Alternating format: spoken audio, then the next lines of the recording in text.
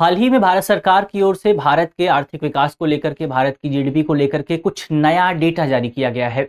और ये नया डेटा ये बताता है कि भारत की इकोनॉमी, देश का जो विकास है, वो उस ढंग से नहीं हो पाया है जितना अनुमान सरकार की ओर से, आरबीआई की ओर से लगाया गया था। तो आज इस वीडियो में हम यही बात करेंगे कि आखिर हमारी जीडीपी का जो डेटा है, वो डेटा क्या बताता है, और इसके साथ साथ बेसिकली कौन सी सेक्टर्स रहे जिन्होंने अच्छा परफॉर्म किया और कहाँ पर हम अच्छा परफॉर्म नहीं कर पाए, और फिर ओवरऑल इकोनॉमी को लेकर के क्या सिनेरियो रह सकता है, उस पर भी बात करेंगे। चलिए, मेरा नाम है अक्षय और आपका स्वागत है दृष्टि आईएएस चैनल की इस नई वीडियो में। वीडियो की शुरुआत करते हैं। और सबसे पहले अगर आप एग्जाम के लिहाज से बात करें तो ये जो पूरा आपका टॉपिक है, ये टॉपिक जीएस पेपर 3 से आपको जुड़ता हुआ नजर आएगा, यूपीएससी और आईएएस एग्जाम के। जीएस पेपर 3 में भी अगर आप देखेंगे तो भारतीय अर्थव्यवस्था का एक सेगमेंट आपको मिलता है, वृद्धि एवं विकास का एक सेगमेंट आपको मिलता है, और जीडीपी का एक टॉपिक आपको मिलता है। वहां से आप इस पूरे टॉपिक को जोड़ सकते हैं।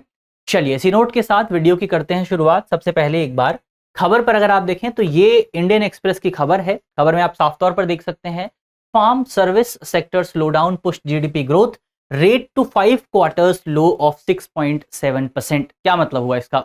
यहां पर सीधी सी बात ये की गई है कि 2025-26 जो है, उसकी जो पहली तिमाही है, पहले क्वार्टर में हमारी जीडीपी ग्रोथ रेट जो रही वो 6.7% के आसपास रही।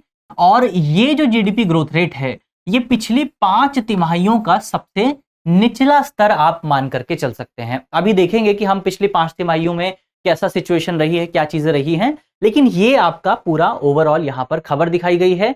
कुछ अगर रीजंस देखें तो रीजन भी यहां पर गिनाए गए हैं, जैसे कि आपका एग्रीकल्चर सेक्टर हो गया, सर्विस सेक्टर हो गया। सर्विस सेक्टर में आपको स्लो डाउन देखने को मिला है, उस पर भी बात करेंगे, रीजन क्या है।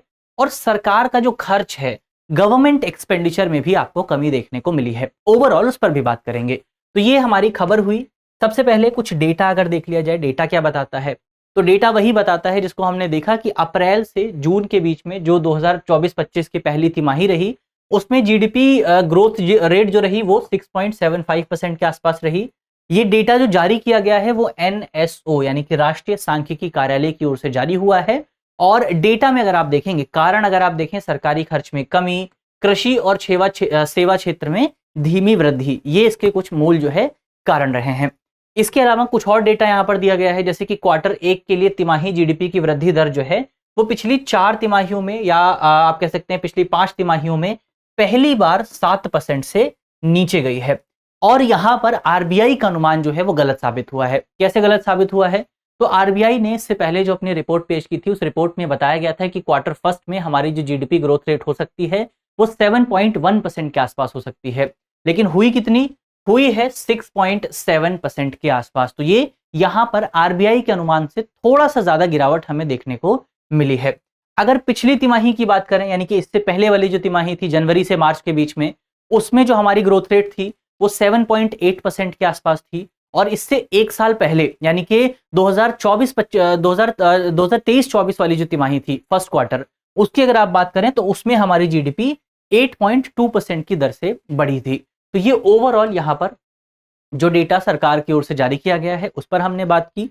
अब एक बार ये चार्ट अगर आप यहां पर देखेंगे तो आपको जाहिर तौर पर नजर आएगा कि इससे पहले अगर आप देखें तो आपको मार्च 2023 में इतनी गिरावट देखने को मिली थी। मार्च 2023 की जो तिमाही थी उसमें हमारी जीडीपी ने 6.2% की दर से विकास किया था। और मार्च 2023 के बाद से लगातार अगर आप नजर डालेंगे तो हमारी जीडीपी 7% से ऊपर ही आपको नजर आएगी। लेकिन अब इस बार पहली बार हुआ है जून 2024 में कि हमारी जीडीपी 7% से भी नीचे आ गई है। जैसे अगर आप देखें, जून 2023 में जीडीपी जो थी वो 8.2% के आसपास थी, सितंबर 2023 में 8.1% के आसपास थी। सबसे बेहतर प्रदर्शन जो हमने किया वो दिसंबर 2023 में किया, जब हमारी जीडीपी 8.6% की दर से बढ़ी थी। फिर आपका मार्च 2024 आता है 7.8%, और फिर इस महीने जो है आपका जून 2024 की जो तिमाही रही उसमें 6.7% के आसपास ये पहुंच गया है। तो ये ओवरऑल सिनेरियो आपको भारतीय इकोनॉमी में नजर आएगा। अब कौन से सेक्टर्स ने बेहतर प्रदर्शन किया है उसको अगर आप देखें तो सबसे पहले आपका निर्माण और विनिर्माण क्षेत्रों ने बेहतर प्रदर्शन आपको कर करके दिखाया, यानी कि मैन्युफैक्चरिंग और जो आपका कंस्ट्रक्शन सेक्टर है उसने बेहतर काम किया है। विनिर्माण क्षेत्र की बात करें तो इसमें आपका 7% की दर से वृद्धि हुई है, और निर्माण क्षेत्र की बात करें तो इसमें 10.5% की दर से आपको वृद्धि देखने को मिली है। इसके अलावा जो निजी अंतिम उपभोग रहा, यानी कि जो कंज्यूमर्स ने जो कंज्यूम किया, जो उपभोग हुआ, उसमें भी आपको बढ़ोतरी देखने को मिली। क्वार्टर वन में जो है आपका 7.4% की दर से बढ़ोतरी हुई, जबकि एक साल पहले अगर आप देखें तो इसमें 5.5% की दर से बढ़ोतरी हुई थी, यानी कि पिछले साल की तुलना में भी हमने बेहतर काम किया है। फिर आप बात करें खनन सेक्टर में, यानी कि माइनिंग सेक्टर में, तो वहां पर भी हमने अच्छा प्रदर्शन किया है। पिछले साल अगर आप देखें तो पिछले साल माइनिंग सेक्टर में जो ग्रोथ रेट रही थी वो वो बेसिकली आपका 7% के आसपास थी, और इस बार जो ग्रोथ रेट है वो आपका 7.2% के आसपास है। तो माइनिंग सेक्टर में भी अच्छा परफॉर्मेंस हुआ है। तो ये वो सेक्टर हुए जहां पर हमने अच्छा परफॉर्मेंस किया, यानी कि मैन्युफैक्चरिंग सेक्टर हो गया, कंस्ट्रक्शन सेक्टर हो गया, फिर आपका कंजम्पशन हो गया, फिर आपका माइनिंग हो गया। ये 4 सेक्टर जो है भारतीय इकोनॉमी में अच्छे रहे। अब कहां पर खराबी हुई उसको भी अगर आप देखें कि समस्या कहां पर रही, किसकी वजह से गिरावट आई, कारणों की अगर आप बात करें तो पहला जो कारण था वो था आपका सार्वजनिक व्यय में जो है आपको धीमी गति देखने को मिली, यानी कि सरकार जो खर्च करती है उस खर्च में कमी आई। उसका कारण क्या रहा, पहले कमी कितनी आई, तो कमी जो आई वो आपका 0.2% की कमी यहां पर आपको देखने को मिली। कारण की अगर आप बात करें उसका कारण क्या रहा, तो कारण यही था कि बेसिकली इस वाले क्वार्टर में आपको चुनाव देखने को मिले थे, और चुनावों में आचार संहिता लागू होती है, और आचार संहिता लागू होने का मतलब यह है कि सरकार ज्यादा खर्च नहीं कर सकती है, सरकार जो है बड़ी योजनाओं को शुरू नहीं कर सकती है, सरकार बड़े प्रोजेक्ट शुरू नहीं कर सकती है। तो ये एक बड़ा रीजन रहा जिसकी वजह से आपको इस क्वार्टर के दौरान जो है इतना कम सरकारी खर्च देखने को मिला। तो पहला रीजन हुआ सरकारी खर्च में कमी आई। दूसरा रीजन ये रहा कि जो सर्विस सेक्टर रहा, जो हमारा टर्शरी सेक्टर रहा, उसमें बहुत ज्यादा विकास आपको देखने को नहीं मिला। उसकी जो गति रही वो बहुत धीमी रही, और अप्रैल जून 2024 की जो तिमाही रही उसमें 7.2% की समग्र दर से वहां पर विकास देखने को मिला। जबकि पिछले साल से अगर आप इसका कंपैरिजन करेंगे तो सर्विस सेक्टर में पिछले साल हमारी जो ग्रोथ रेट रही थी वो 10.2% के आसपास थी, सॉरी 10.7% के आसपास थी। तो ये सर्विस सेक्टर में भी आपको कमी देखने को यहां पर मिली है।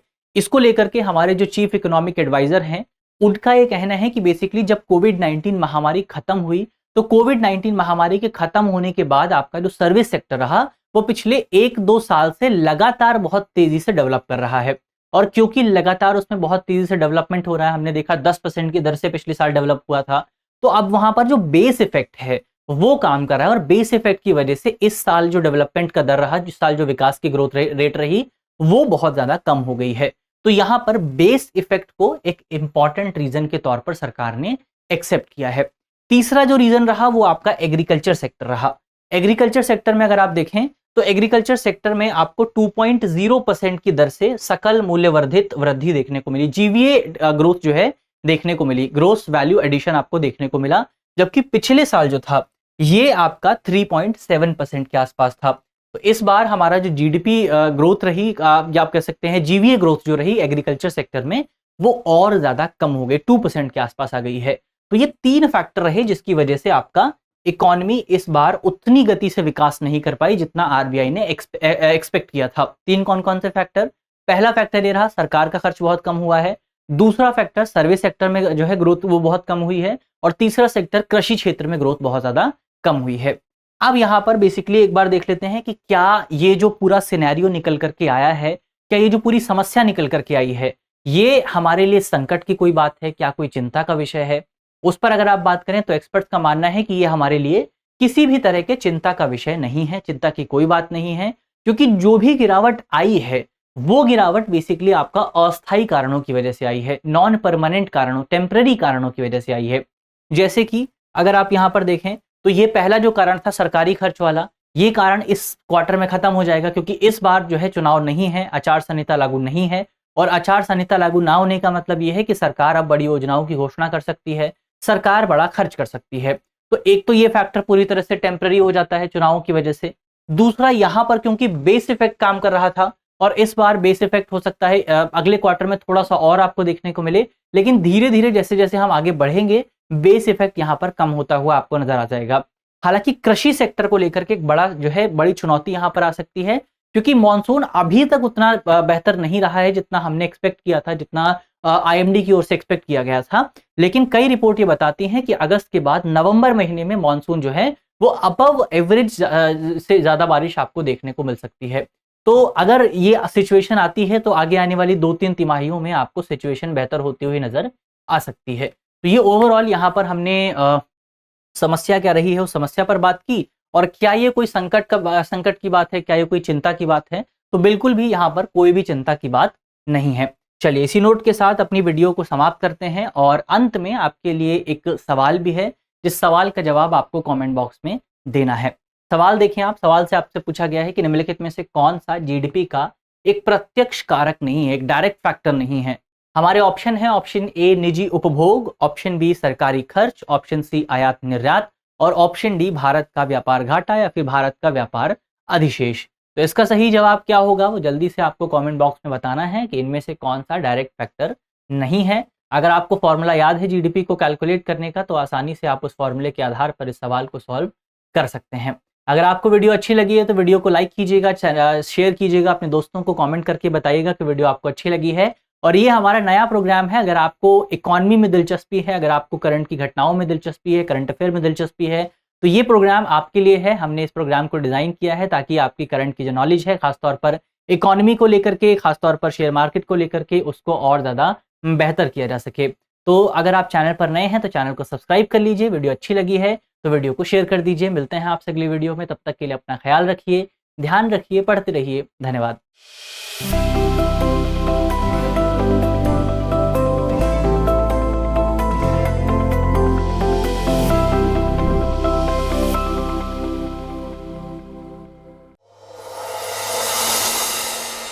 डियर व्यूअर्स, अपने एग्जाम की तैयारी को और बेहतर करने के लिए हमारे चैनल को लाइक, शेयर और सब्सक्राइब करना न भूलें।